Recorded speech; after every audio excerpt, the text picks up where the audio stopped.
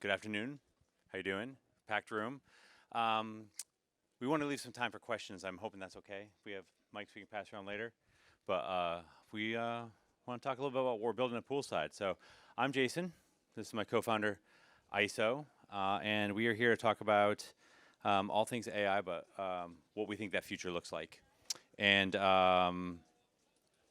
let's just start with a real simple tagline. What are we doing?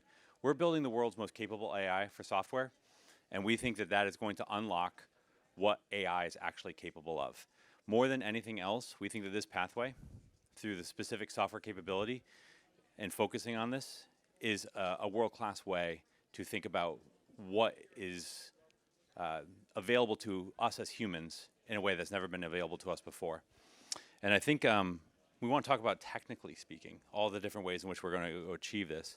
But why don't we talk about a little bit of the positivity first, Eiso? A view on this that you want to take. Yeah, so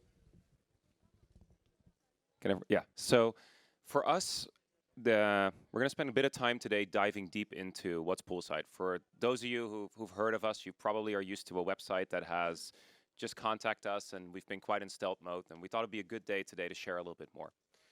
But before we dive into Poolside specifically, it's a bit about our view on the future. The way that we look at the reasons of working towards progress in artificial intelligence and in increased capabilities is really coming from a world that we all want to live in, a world that has a lot more abundance, the ability to actually apply these capabilities and these models in healthcare, in science, in housing, in education, in all of the areas that are actually going to impact our lives. But to be able to get there, we're taking a different path than some of the general purpose approaches that you might have seen in models like GPT-4 from OpenAI. And as Jason described, really focusing on a single capability, the capability of software development. And the capability of software development for us is actually an incredible proxy task for human intelligence. If we think about kind of the pillars that sustain what it means to be able to be skilled at human level tasks, we have the need of having an understanding, a model of the world. We have the need of reasoning, and we have the need for planning. And if we think about software development, what we're doing is when we're going from an idea to running software, we need to have all three of those capabilities to actually do so. And this has kind of been the starting point for us on our journey. It's actually how Jason and I met, quite a few years ago. Maybe you want to tell part of the story? Well, sure. That was a little diversion, but here's the story. It's actually quite simple. So I'm the head of engineering and infrastructure at Heroku. I decided to join GitHub as the CTO. Want to take GitHub from a code host, social coding, and turn it into an end-to-end software development platform. We're about to kick off two projects. One that would become GitHub Actions, that is off and running, and the other one that would become what is known today as GitHub Copilot. And in that endeavor, trying to get GitHub Copilot kicked off, I ran across this tiny little software company called Sourced, and that was Eiso. Eiso was exploring AI on source code before almost anyone in the world was. I think there was only one other company in the world at the time doing this. So I tried to make an acquisition offer. I did make an acquisition offer to get Eiso's company into GitHub, and it didn't work out. But instead, we started a podcast. I don't know how you go from trying to acquire a company to starting a podcast, but that's what we did. And instead, here we are 6 years later doing this now. And that led us really to this moment of becoming friends, and at the beginning of this year, frankly, having what we call an OpenAI-induced existential crisis, which I'm sure quite a few people in this room might have had. And for us, it led us to this viewpoint: if we believe in a positive future, we believe in a future where technology and AI progress is going to impact every single thing that we do in our lives. If you believe in a future where neural networks are capable of learning anything and everything that we're capable of as humans, then you find yourself with the question of, what do I do next? Right? If you believe that happens on your lifetime, that really comes to that point. Yeah. So let's talk about it specifically then too. So what sets us apart from OpenAI and Anthropic is that we're focusing on a singular capability, the singular capability being software. And it's important that we distinguish between code and software in what we're about to say next, because code is one avenue and one underpinning of software, but software is a very large category. But it is fundamentally the focus on software that is going to set us apart. So what decisions are we making that are different than their decisions, and how is this going to impact us, but how is it going to manifest for everyone in the room here? So let's maybe start with what we expect the world to look like from what we're building in the next 2 to 3 years and into next 3 to 5 years, and then dive into a little bit some of the decisions that we're making on the technical side and on the strategy side to get there. So the view we have is that in the next 24 months, likely every software engineer in the world is using an AI pair programming assistant. And this domino already started falling several years ago when you did GitHub Copilot. But we're still in a world today where these assistants that we have are useful, quite often wrong, and are still far from actually truly being a pair programmer. Right now, they can give us useful recommendations. They can give us ideas. They can at times give us code that works, and at times give us code that might be directionally correct, but doesn't work at all. But that world is going to continue to change as the capabilities of these models, and this is what we work towards, increase and improve, to actually get to the point where we're truly, as engineers, pair programming with a system that is becoming as capable as us and someday more capable than us. And this brings us kind of to our view on the world over the next 3 to 5 years. We think within the next 3 to 5 years, the vast majority of software that is going to be created in the world is going to be created by people who don't have any software engineering background whatsoever. Maybe not even a knowledge about code or about architecture, about cloud services. Because what we see is that the world is very likely to move to a place where we'll start having capable enough models that can go from a high-level instruction task, help me build accounting software, help me, understand something in this genomics data, to an actually AI-led, human-assisted conversation that leads to fully running software.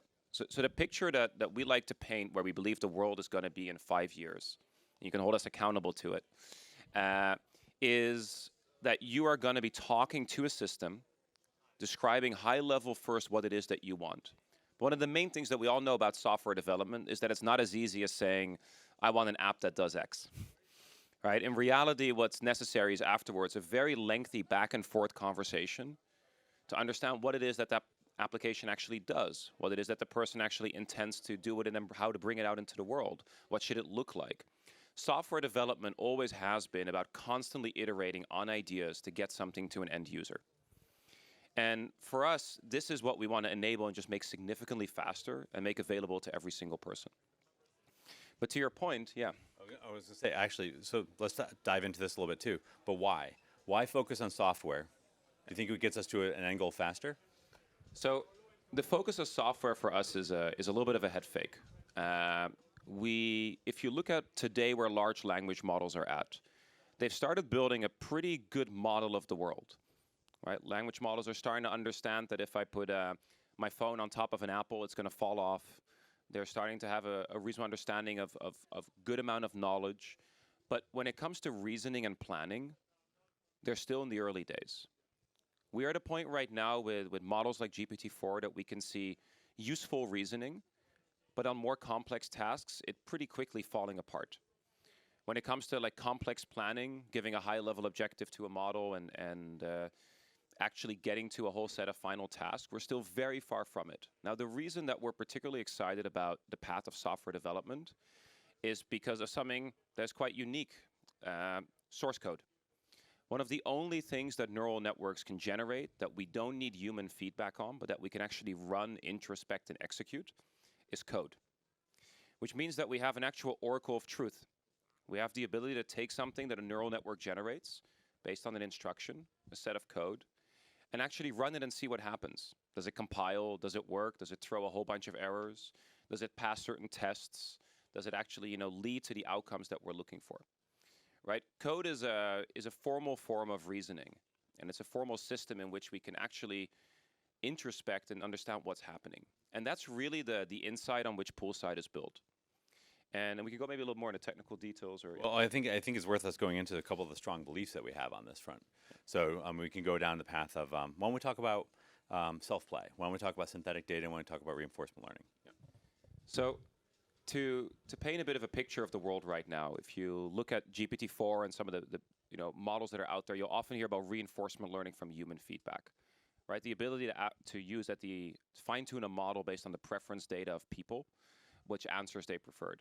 If you follow the school of thought of what Anthropic has been building, you'll hear about reinforcement learning from AI feedback or constitutional AI, using another trained model to be able to actually give feedback on what the preferred answers are, to have a model learn and actually increase its capabilities. Poolside is entirely built around a technique that we call reinforcement learning from code execution feedback. So very practical, what does that mean? We're not just training end-to-end a foundation model that is entirely targeted towards software development, but we're taking that foundation model and we're letting it actually act in over 10,000 real-world code bases. So what we've done is that we're building this massive sandbox environment with 10,000 code bases that we've taken from public sources like GitHub and such. And we've made executable, similar to how a developer might load it up in their editor, and actually run things. And what we've done with that is we've identified the millions of tasks that developers have done in these repositories that led to code being outputted, that then for which they actually wrote test coverage. And what this means is that we have an oracle of truth. We have data that didn't exist in our training data, that our model has never seen. We have millions of tasks defined that are real-world software development tasks that actually represent software development as how we do it as engineers. And we can ask the model to take attempts at solving those. Now, when you do this in the first attempt and you just ask them to solve it, you'll realize that models today fail on the vast majority of software development tasks still. But they are getting better, and they're getting more useful. Now, our approach to consistently improve these models, outside of training better base models, is to actually use that interaction between the model itself and the oracle of truth, the code execution environment, to improve it. Now, we do this through a bunch of different methods. One is actually through letting the model go and attempt lots of different versions. We apply planning algorithms to be able to understand the different versions that our model is able to generate to try to tackle a problem and try to discover in that big search space what is actually correct.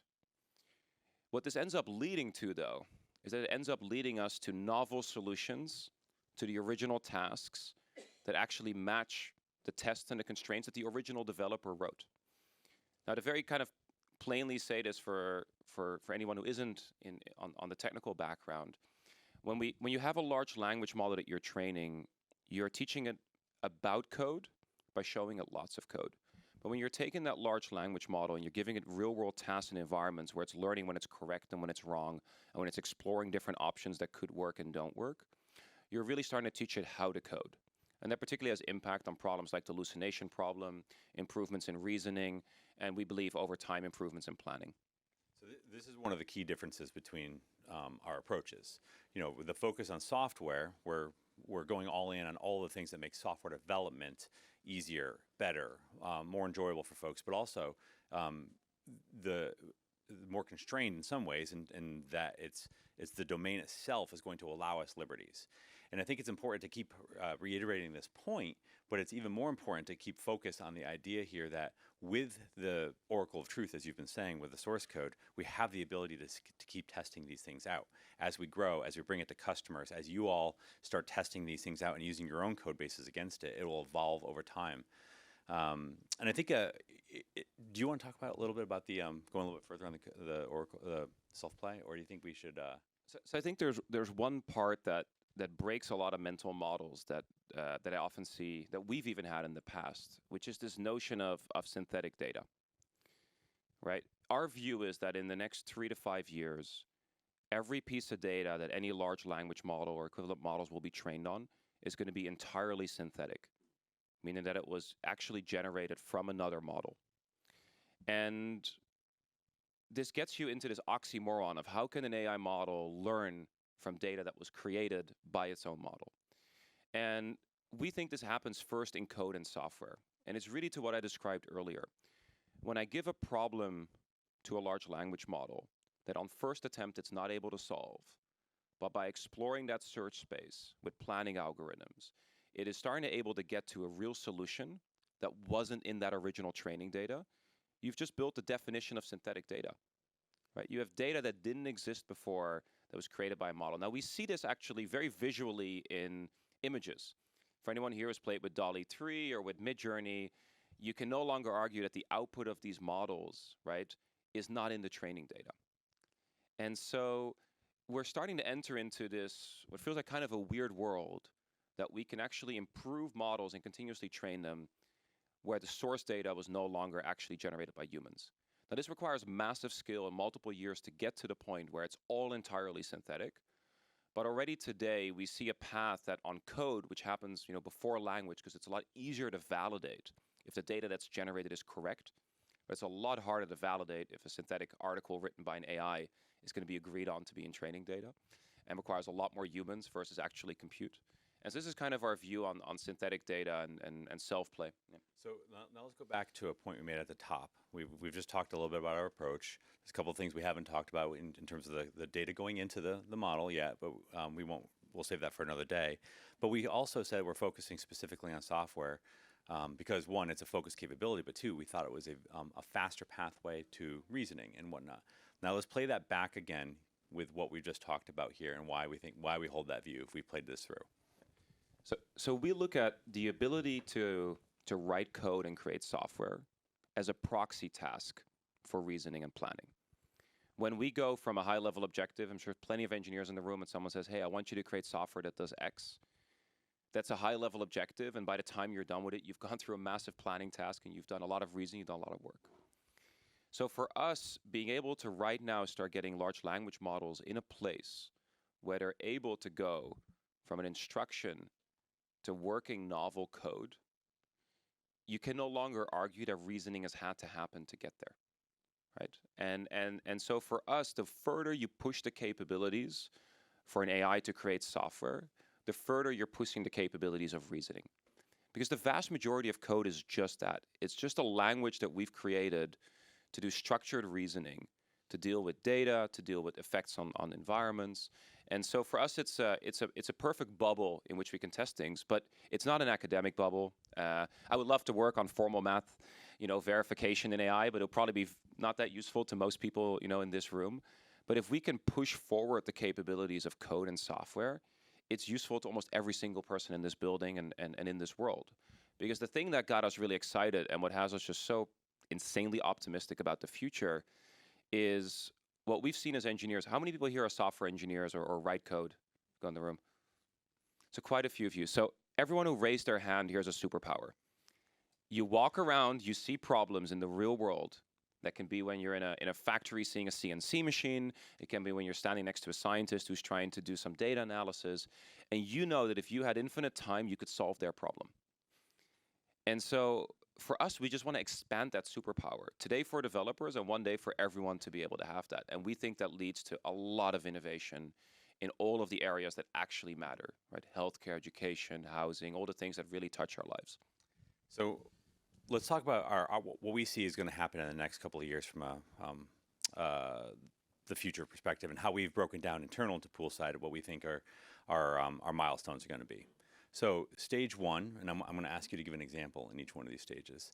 Stage one, which we're in at the moment, we think is basically assisting developers with the most capable AI system. So what does that look like today? So assisting developers today looks like on the right side of your editor, aware of your total, your code base, context aware of all the knowledge that sits inside your organization or the project that you're working on. There's an AI that can start helping you do the things that you actually would prefer not to do. But most people who aren't software engineers don't realize is that actually writing code is not the job of software engineering. Right? The job of software engineering is thinking of solutions that can solve problems and making them often work at scale or making them work faster and bringing them to an end user. And so what we're really looking at is AI assistance that starts with in the editor, but at the same time is also a platform of the most capable AI model for code and software that anyone else can build applications on top of and unlock a lot of interesting things. And this is, I think, what we're going to see over the next 12 months spread out across our entire industry. Right, so essentially co-pilots everywhere, Yep. co-pilots everywhere. Step two, we're going to allow anyone to build software, but this time AI-led and human-assisted. So we're flipping it from human-led AI-assisted to AI-led human-assisted. But practically speaking, what might that look like? I think it's really this conversation. I think it's if you have an idea for software in your head, you are going to a system and you're going to say that awful phrase that all of us have heard as software engineers. It's like, can you build me an app that looks like Twitter that does X, Y, or Z, right? And at this point, you realize that even if you wanted to go do that for that person, the next thing is not that you go and write code, is that you actually get a whole bunch of questions back. What do you want it to be for? What do you want it to look like? And that back and forward conversation is going to be AI-led. And it won't just be text, it will be visual as well. It'll be examples of running software. You'll start opening it up and you'll see, actually, no, I don't like the color scheme here, or it doesn't do exactly what I want. And you'll be building together with an AI. Except in this world, you're no longer in the driver's seat of writing the code. You're in the driver's seat of building the software, but the system is actually the one that's intelligent enough to have a model and understanding of the world. It's strong enough at reasoning and it's strong enough at planning, and through it the capabilities of building software, that they can actually provide you a real end piece running software. So for some problems that will take a 5-minute conversation and you'll click on something and it'll work. And other complex things like full businesses and full software things might require multiple weeks or months of back and forth to get to something. But it's no longer going to be bandwidth limited by the number of engineers that can collaborate to write code to make it work. Mostly GPUs at that point running. So then step 3, technically speaking, in step 1, we should probably aim for profit, but step 3 for sure is going to have profit involved. But step 3, we've said internally, we want to generalize these capabilities, generalize the software specific capabilities to other fields. And what do we mean by that? So I use the term head fake a lot, right? And I heard it on an incredible talk by a Carnegie Mellon professor many years ago called The Last Lecture. If anyone watched it, it's fantastic. Because for us, focusing on software development is to some extent a head fake. Because once you are able to go from an idea to running software, you've created sufficiently advanced capabilities in understanding and reasoning and planning that you're very likely to be able to extrapolate that to almost any other task that we do. At the same time, though, software today, software in 5 years, software 5 years ago are starting to look very different. There's a famous quote from Andrej Karpathy back in 2016 that he wrote on his blog that said, "Neural networks eat code." Software today is no longer just actually code being written, but it's also starting to use these models, right? So all of a sudden, we have where previously we would have written code, we have models, one or multiple open source ones, API calls, and we have the actual code. And models are eating more and more of software over time because they're able to do things that before you would require to write code for, but now the model is capable of doing. So when your model is capable of perfect reasoning, of planning, it understands the world, you no longer need to write code. The model itself doesn't need to write code anymore at all, because you're able to start defining your applications and your software that you want as purely neural networks. Now, this future is still a ways out, but we already have plenty of examples that show that. There's things that we do today with these models that before we would have written thousands of lines of code for, it wasn't capable at all, that now we'll just actually give it a prompt for and we get the output for it. So at some point, if you ask me, like in 30 or 50 years, or don't hold me to timelines on step 3, but into this further future, what's going to be left is weights. It's going to be left neural networks that are weights that are probably burned directly on the silicon that we're running. I know, however crazy that sounds, it's what we're already getting the early signs of. And so I think everybody here has to ask themselves the question of, are we on a trajectory where we think neural networks are going to be able to learn anything and everything that I am capable of? Now, we very much hold that view. And we very much hold that view, not from the world is going to end AI apocalypse that you've heard a lot about in the news. We hold that view from, if we can start building these systems, we can start getting a lot of abundance in the world. And that's really what I think is hopefully the positive message that we want to leave with a lot of this. And if you take nothing else away from this, take the Andrej Karpathy. That was one that influenced both of us the most, which is neural networks eat code. And the longer you spend in this space, the more you realize the truth behind that, but what's possible when that is true. We wanted to leave time for questions, but I think we actually ate up most of it, so we probably have time for a couple. Is that right? Yeah. One or two? One Perfect. or two? Yep. Sure. You want to stand up and just yell? Hi everyone, my name is Nico. I lead an AI governance organization called the Future Society. Well, congrats. It's great to hear your plans. It looks very exciting, but also a bit scary. So I guess you came to Paris for the talent, for the compute, and thanks for coming here to develop this amazing project. Can you tell us a little bit more about your plan to align this kind of powerful agents? Because how are you going to count on the Paris ecosystem, alignment ecosystem, to try and solve this complex? Because you're moving it, you're pushing boundaries, as you're saying, towards planning and reasoning, which is something that Demis Hassabis has been looking at, for example, for years. So what's your plan on alignment? So what do you mean by alignment? Well, trying to align the way in which you push the boundaries of equipping these models and agents with reasoning and planning capabilities in a way that they are aligned and are controllable in that sense. So I'm going to keep coming back and forth on this. So what does that mean to you? Like, what does? Oh, yeah. I guess what does it look like for something to be aligned to you? That doesn't hallucinate, that is controllable in a way that serves the tasks that eventually the humans on the other side, as societies, as individuals, as companies, are willing to give them. So, as you said, it's really moving the next stage of having non-software, no code-based, language-based software advanced development. And so there are intentions there, bridging the gap between what are these original intentions and how this is created and controlling that in a way that is robust. Does that make a bit more sense? It does, and I'll let you answer this question in a second, but I want to challenge in here one thing, which is whenever we get into the alignment discussion, we always assume that these things are runaway trains and we have no control over them. And there's no checks, there's no controls, and there's no, and it's a full automated system. And I think that that's not something that we should assume. We're building these systems. We can build the systems however we want. This is why I always say whenever someone talks about the existential terminator scenario, I'm just going to come back with 15 different questions. But the hallucination questions, some of the agency questions, that's something we've already thought about, are we going to put in? And frankly, because I actually have a really bad saying, which is it's a how I want to sell software. You never try to give a spaceship to a caveman. Cavemen don't know what to do with a spaceship. But what you have to do is you can still introduce advanced technology to a different type of society, but you have to take everyone on a journey. Just as like when you're teaching your children how to drive a car, they have sat in a car for the past 16, 17 years, but they don't know what to do the moment they get behind the seat. You still have to walk them through each one of those things. It's taking them on a journey. So we have to take ourselves through the journey. We're talking about a future. We see this future. We're going to build towards this future, but it's going to happen over multiple years. Let's call it a decade. So we're going to take a journey together, and we're going to introduce gates. We're going to introduce checks. While we could automate something today, it's still going to be a check on one side before we get to that point. And at some point, yeah, that step gets automated. The next one is the check. Then the next one is the check.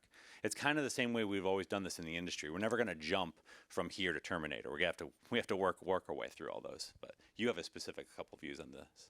So it's really easy when you're founder in this space to find yourself in a lot of debates and discussions around alignment and safety. And I think it's important that the topic is on the table. But I think it's also important to stay where we are today. And it won't make us most popular with everyone. Today we are with auto-regressive large language models that in no way in their architecture and where we're at have any sign or any indication of becoming a runaway train.